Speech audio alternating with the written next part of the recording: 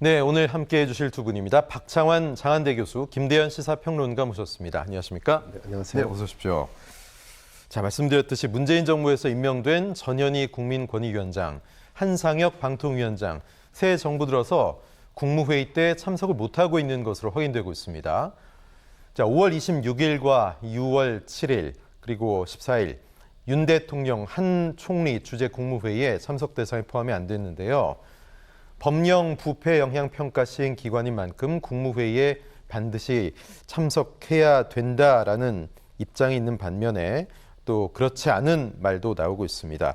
일단 권익 입장에서는 국무회의에 꼭 가야 된다 이런 입장인데 국무회의 규정상 이들은 국무위원이 아닙니다. 필수 배석 대상도 아닌데요. 하지만 2008년 기관 출범 이후에 관리에는 국무회의에 참석해 왔다는 거죠. 자, 그런데 이 두 분이 새 정부에서 임명한 인사가 아니란 점이 더 주목이 되는데요. 자, 국무회의 두 분의 미참석 문제가 없는지 아니면 사실상의 사퇴 압박인지 모르겠습니다. 박 교수님 어떻게 보십니까? 물러나라 이거죠. 네. 만약에 윤석열 대통령이 임명한 사람이었다라면 네. 지금 10년 넘게 참석해온 이 두 기관장의 참석을 하지 말아라고 얘기했을까요? 네. 그러지 않았을 거라고 보거든요. 자, 그리고 또 윤석열 대통령이 후보 시절에 부패 완판 그러면서 부패와의 전쟁을 얘기한 적도 있습니다. 그렇기 때문에 부패 문제의 주요 핵심 부서인데 네. 이 부서의 수장을 굳이 참석시키지 않았다는 것은 못마땅하다는 거죠. 쉽게 네. 얘기하면 결국은 자진 사퇴를 압박하는 거다 이렇게 해석이 되는 건데 왜냐하면 윤핵관 중에 한 분인 권성동 원내대표도 국민의힘 네. 원내대표도 뭐 사실상 자진 사퇴를 얘기하지 않았습니까? 뭐 버티는 게 모렴치하다 이렇게 그렇죠. 얘기했죠. 뭐 이건 네. 물러나라는 건데 한편에서는 검찰에서 전 정권 인사 임기도 전에 쫓아냈다고 구속 수사하려고 그러고 네. 또 처벌됐고 근데 또 한편에서는 대통령 총리 말은 안 하지만 내가 원내대표까지 나서서 네. 한쪽에서는 자진 사퇴하고 도대체 이 국민들이 이 상황을 어떻게 받아들여야 될지 굉장히 혼동스러운 메시지가 지금 나오는 거 아니냐. 물론 의도는 있겠지만 네. 어쨌든 한쪽에서는 수사하고 한쪽에서는 현직에 가장 살아있는 권력이 자진 사퇴를 압박하니 네. 참 넌센스다 이런 생각밖에 안 듭니다. 네, 전현희 위원장은 내년 6월 말 임기 1년 남았고요. 그리고 또 한상혁 방통위원장도 1년이 조금 더 남았습니다. 7월까지인데 이 논란에 대해서 우상호 민주당 비대위원장은 이른바 포탄 하나를 투척했습니다. 전현희 권익위원장에게 물러나라는 연락이 왔다. 기자가 대통령실 관계자입니까? 물었더니 우 비대위원장은 즉답은 피하면서 대책기구를 만들면 정리해서 대응을 하겠다. 이렇게 얘기를 했는데 자, 이게 뭐 사퇴 압박이 분명히 들어온 것 같습니다. 근데 지금 우상호 비대위원장의 뉘앙스는 내가 알고 있으니까 누가 그런 전화했는지 실명까지도 공개할 수 있다. 이것도 약간 일종의 압박, 더 이상 이러지 말아라로 보여질 수 있는데 평론가님 어떻게 보십니까? 일단 우상호 위원장의 저 발언은 사실은 공수표에 가까울 거라고 저는 개인적으로 판단합니다. 네. 저런 블러핑을 통해서 공세를 취하고자 하는 것인데 다만 과연 그러면 이 국무회의에 국무위원이 아님에도 불구하고 네. 국민권익위원장과 방송통신위원장이 참석해야 되는가? 저는 이제 이 부분에 대해서는 좀 원칙론을 생각해 볼 필요가 있다.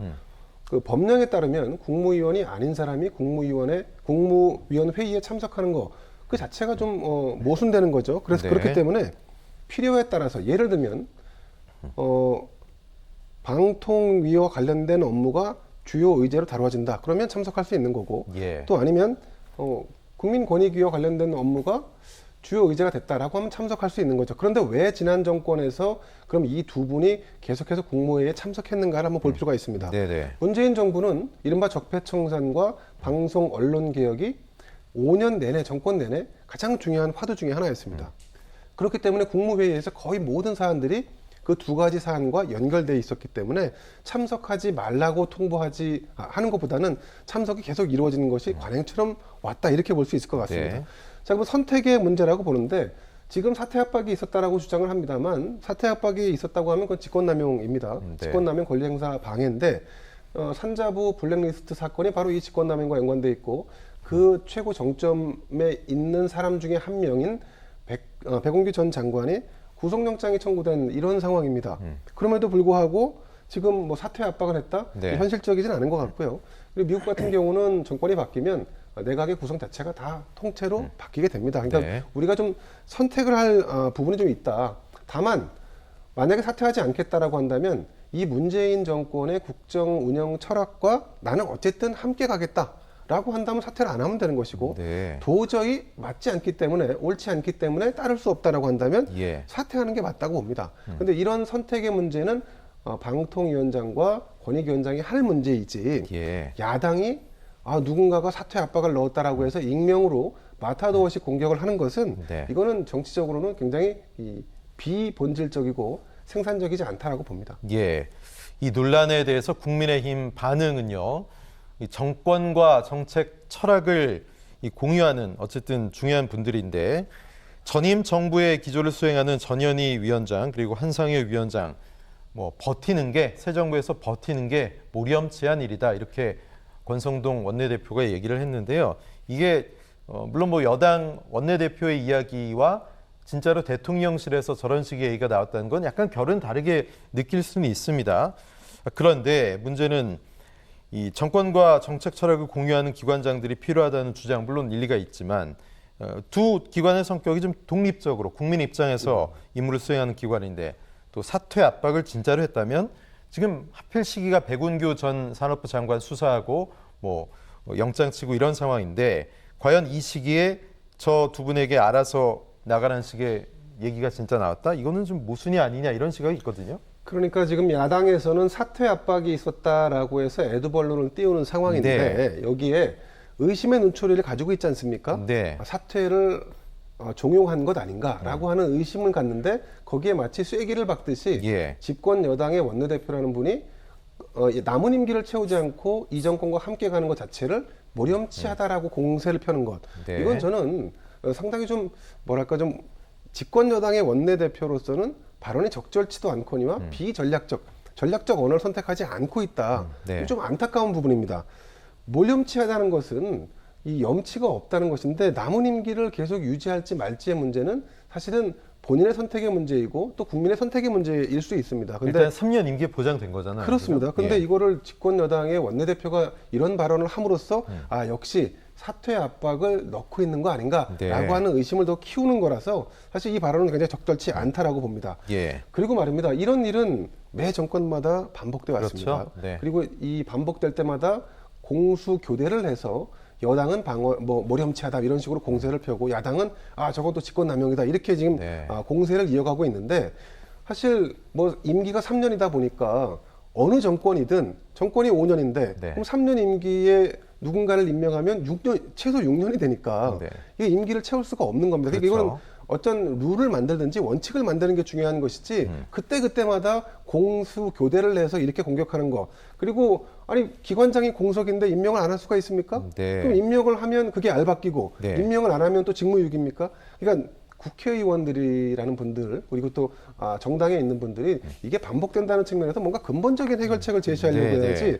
그렇지 않은 건 문제라고 봅니다. 그리고 이제 한 가지 더 짚어볼 만한 대목은 예를 들어서 국민권익위원장이나 방통위원장이 그 임기를 마치고 나서 다시 야당으로 돌아가서 총선에 출마한다든가라고 한다면 이분이 정치적인 어떤 연장선상에서 문재인 정부 그리고 또 민주당 그다음에 다시 국회의원 이런 식으로 간다라고 한다면 네. 정치적인 연장선상에서 뭔가 정당의 편향이 있을 수 있다라고 보는 그렇죠. 의심을 거둘 수가 없죠. 그러니까 예, 예. 만약에 이 자리를 계속 임기를 지키는 것이 원칙론에 맞다라고 주장을 한다면 그러면 이분들은 적어도 임기를 마치고 나서 정치적 변신, 민주당에 다시 돌아가서 예를 들어서 총선에 출마한다든지 이런 거는 하지 않아야 된다고 봅니다. 뭐 몇 년을 제한을 둔다거나 그죠? 그렇죠. 예, 그렇습니다. 예, 그렇군요.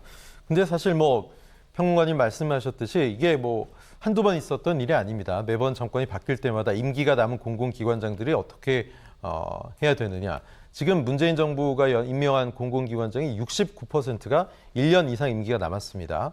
그래서 뭐 알박기 논란도 뭐 이미 임명 당시부터 나왔고 이런 사태도 예견이 됐는데 사실 글쎄요. 정권이 바뀔 때마다 그럼 전 정부 기관장들은 알아서 물러나야 된다는 얘기인데 지금 저희가 잠깐 언급한 것처럼 아예 이 기회에 공공기관장 뭐 임기나 임명, 연임 관련해서 법을 만드는 건 어떻습니까, 교수님? 네, 뭐 저도 맞다고 봅니다. 네. 그러니까 민주당도 지금 얘기하고 싶은 게 수사와 이게 그 소위 말해서 처벌의 대상이 아니라는 거예요. 그러니까 시스템을 고쳐야 되는 문제 아니냐. 네. 그래서 민주당이 지금 하고자 하는 얘기도 뭐 우리가 탄압받고 있다 이 부분을 강조하는 게 아니라 예. 5년 전에도 그랬고 15년 전에도 그랬고 정권 바뀔 때마다 이런 일이 반복되니 네. 이거는 시스템으로 다뤄야 될 문제 아니냐. 그런데 한편에서는 짜맞추기식으로 지금 현재 그 소위 블랙리스트라고 하는 타이틀을 붙여서 수사하고 또 법원에서는 그걸 가지고 유죄 판결을 내고 있고 또 한편에서는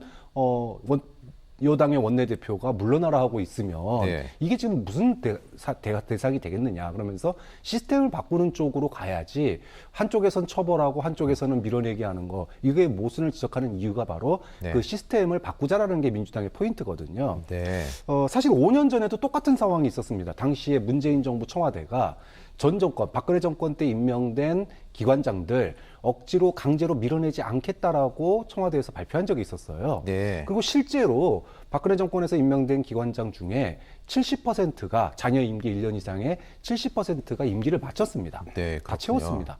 물론 그 이후에 이제 드러난 바 이제 환경부라든지 산업부라든지 또 몇 군데에서 억지로 밀어낸 흔적이 분명히 있고 또 그 부분은 약속과 다르기 때문에 뭐 법적으로 처벌될 수도 있다고 봅니다. 자, 그런데 이거를 본인들은 밀어내게 하면서 전 정권에서 했던 거는 처벌한다. 이거 자체가 정말 블랙 코미디죠. 그러네요. 좀 그런 예. 점에서 시스템 정비 쪽으로 가는 게 맞는 거지. 마치 이제 누군가를 타겟으로 놓고 전 예. 정권을 갖다가 먼지털이 하듯이 이렇게 수사하는 모양새는 이거야말로 내로남불로 갈 수 있다고 봅니다. 예. 어쨌든 뭐 대통령실은 관련 질문에 대해서 뭐 어떤 일이 있는지 좀 한번 챙겨보겠다. 뭐 즉답은 하지 않았고, 마치 뭐 잘 파악이 안 되고 있는 듯한 그런 얘기를 했습니다. 과연 어떤 일이 일어날지 모르겠고요. 근데 이 기관장 자리를 둘러싼 논란이 여기서 끝나지 않을 것 같습니다. 일단 현재 산업부 블랙리스트 관련해서 백 전 장관 뭐 영장이 기각이 됐지만 재청구 가능성도 물론 있고 또 수사가 멈추는 것도 아닙니다. 게다가 검찰이 박상혁 민주당 의원 수사를 시작했습니다. 뭐 청와대 행정관 출신이고 인사수석 비서관실 소속이었는데요. 참고인 조사를 요청했었습니다. 박상혁 의원은 저는 필요하다면 협조하겠다는 의사를 밝혔고 일정 협의가 진행 중입니다. 언론에 흘리고 표적을 만들고 그림을 그렸던 구태가 되살아나고 있습니다. 이렇게 얘기했는데요. 이 일련의 흐름들 지금 뭐 박상혁 의원을 시작을 해서 연결고리로 보는 거 아니겠습니까? 네. 더 윗선으로 갈 수도 있을 것 같은데 교수님 어떻게 보세요? 전 정권의 이런 밀어내기, 전 정권 인사 밀어내기 이것에 대해서 수사를 하겠다라고 하는 것은 네. 결국은 그 윗선의 누군가까지 책임을 물겠다라는 얘기입니다. 네. 사실은 이 박상혁 의원 당시에 이제 청와대 인사 비서관 아니었습니까? 네네. 행정관이었는데 이분을 수사하겠다라고 하는 것은 결국은 당시의 인사수석 네. 또는 그 인사수석에게 뭐 소위 말하면 지시를 내린 당시 임종석 전 비서실장 네. 또는 그 뒤에 그럼 비서실장은 누구로부터 명령을 받았겠느냐? 예. 결국은 문재인 전 대통령에 대한 수사로까지 갈 수도 있는 사안이거든요. 네. 이것 때문에 민주당에서 발끈하는 겁니다. 그러니까 단순한 뭐 환경부 또는 이제 뭐 지금 이번에 산업부 이런 식으로 어떤 실무자나 또는 담당자 선은 아니라 선을 넘어서서 예. 윗선까지 수사를 하겠다라고 하는 의지를 검찰이 보이니까 네. 이거야말로 정치 보복 아니냐라고 하는 그런 이제 대응을 지금 민주당에서는 심각하게 하고 있는 거죠. 예, 항상 공수가 교대가 되면 얘기가 나오거든요. 우리가 하면 뭐 정치 보복이고 너희들이 하면 적폐청산이냐 이렇게들 얘기하는데 마찬가지입니다. 국민의힘은 누구나 법과 원칙에 따라서 수사를 받고 처벌을 받아야 된다. 문재인 정부가 하면 적폐청산이고 윤석열 정부가 하면 정치 보복이라고 호들갑을 떤다면서 이 보복 수사 프레임 파상 공세를 펼치고 있는데요. 평론가님 어떻게 보십니까? 네, 조금 전에 설명을 드렸었는데 자 이제 이 사안 다시 보면 저는 문재인 정권이 굉장히 잘한 일 중에 하나가 바로 이 점이라고 봅니다. 그동안에 예. 모든 그 정부 산하기관은 이른바 각 부처의 수장이나 권력자, 실세들이 그 기관장 교체해야 돼라고 해서 예를 들면 청와대에서 오다가 오면 그걸 실행합니다. 이걸 마치 관행처럼 해왔고 네. 이런 꼼수들이 암암리에 이루어졌던 것을 철퇴를 가한 것이 저는 문재인 정권이라고 봅니다. 네. 그 원칙을 세웠다는 측면에서는 대단히 바람직하다라고 생각합니다. 예. 자, 그런데 이 공무원의 직권남용이나 직무유기나 이런 부분들 이렇게 추상같이 칼을 들이대서 일종의 가이드를 설정한 거 아니겠습니까? 네. 어떤 원칙을 세워서 정립을 한 것인데 정권이 바뀌었고 그 정권에서 전 정권에서 이루어진 유사한 어떤 이런 사건들 이건 일종의 적폐란 말이죠. 그럼 이 적폐도 사실은 동일한 혐의라면 같은 차원에서 정말 엄중하게 추상 같은 칼날을 들이댈 필요가 있다라고 저는 봅니다. 예. 다만 검찰이 수사를 할 때는 증거로 말해야 한다.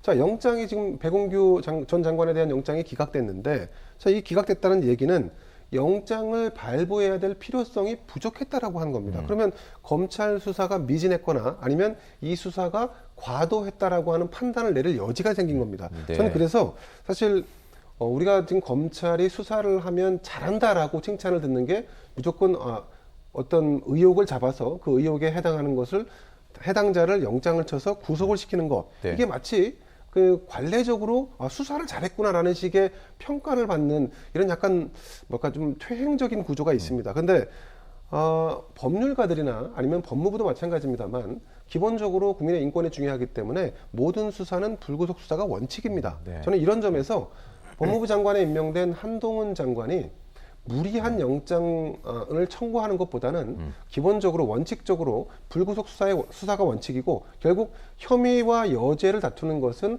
법원에 가서 그걸 어떻게 입증하는가. 네. 그게 바로 실제로 검찰의 실력으로 이어져야지 네.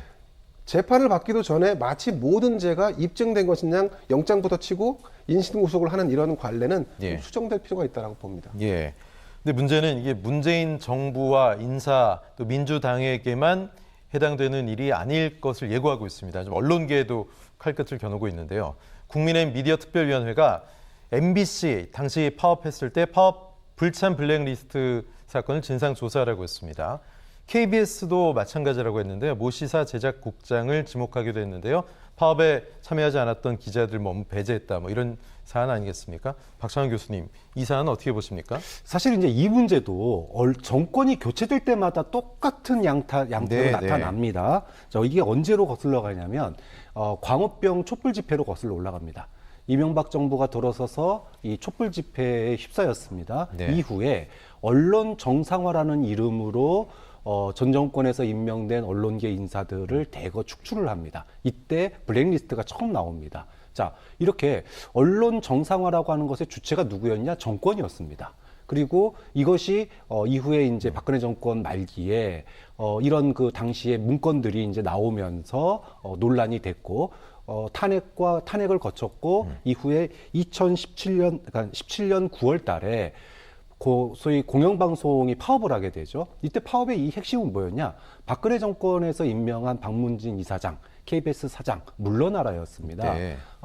그렇기 때문에 이거를 갖다가 근데 이 당시의 주체는 누구였냐? 언론 구성인 내부, 즉 언론 노조가 주체였습니다. 그리고 실제로 아까 말씀하신 MBC 최승호 사장이나 또는 KBS 모 제자 시작국장 네. 이분들이 당시에 그 언론계의 모든 공분을 담아서 했던 파업에 불참한 사람들을 배신자 또는 이제 반역자 또는 그리고 한직으로 MBC 같은 경우에는 80여 명의 기자들을 또 한직으로 이렇게 배치를 하기도 했죠. 이것이 이제 또 정권이 바뀌니까 또다시 이번에 언론 정상화라는 이름으로 국민의힘에서 이들을 갖다가 처벌해야 된다, 조사해야 된다 이러고 있는 겁니다. 계속 대잡이에요, 지금. 그렇죠. 네. 자, 그런데 두 개는 중대한 차이점이 있는 거예요. 권력 기관에서 소위 말해서 물러나라. 바꿔라라고 얘기하느냐 아니면 언론계 내부에서 어떤 변화의 추동력이 있느냐 저는 그 차이가 있다고 보거든요. 좀 그런 점에서 언론계 외부 즉 당이나 네. 또는 정권이 언론계에 대해서 감나라 배나라 하는 것 자체는 언론 개입과 언론 장악의 의도가 있을 수 있기 때문에 네. 저는 자제되는 게 맞다고 보고요. 네. 다만 언론계 내부에서는 치열하게 토론할 필요가 있다고 봅니다. 예. 그러니까 지난 5년 동안에 소위 문재인 언론 개혁이라는 이름으로 네. 문재인 정부에 대한 비판의 칼날이 양분됐던 네. 이런 부분들에 대한 내부적인 토론이 될 필요가 있지만 이거를 또 검찰 수사 또는 정치권의 어떤 그 주장에 휘둘리게 되면 언론계 내부가 정권 교체가 될 때마다 이런 일이 앞으로도 또 발생할 수 있다. 그렇죠. 좀 그런 점에서 언론계가 정치권과 이거는 어떤 뭐 선을 닿기보다는 언론계 내부의 치열한 토론과 논쟁이 더 중요하다고 봅니다. 근데 이 부분에 대해서 한 말씀 드리자면 저도 네. 이제 박창환 교수님 말씀에 전적으로 공감을 하는데 근데 매번 반복된다는 게 더 큰 문제 아니겠습니까? 정권이 바뀔 때마다 그렇죠. 무슨 뭐 정상화한다라는 미명하에 사실 계속 비정상화되어 오는 것이 연장되는 이런 느낌을 지울 수가 없는데 근대 정치보복은 아니다 이런 말이죠. 그렇습니다. 자, 네. 그래서 차라리 이거를 국민들이 선택하고 판단하는 구조 틀을 만드는 게 중요하다고 봅니다. 예를 네. 들면 KBS는 수신료를 거의 반강제적으로 걷고 있습니다. 그리고 매년 정치권의 합의나 이런 거에 의해서 수신료 인상 논의도 계속 이어지고 있는 거죠. 네. 자, 그러면 수신료를 내고 안 내고의 문제를 예를 들어서 유권자나 아니면 시청자가 선택할 수 있는 구조를 만든다면 네. 그러면 KBS는 사실 정치권의 정치적인 입김에 휘둘리기보다는 어떻게 하면 시청자들의 마음을 사고 그들에게 만족을 줄지에 대한 고민을 더 깊이 할 겁니다. 그러면 네. 지금처럼 정치적으로 휘말리는 일들이 비교적 줄어들 거라고 좀 보고 MBC도 마찬가지입니다. 정부가 무슨 공사, 뭐 코바코나 이런 걸 만들어서 사실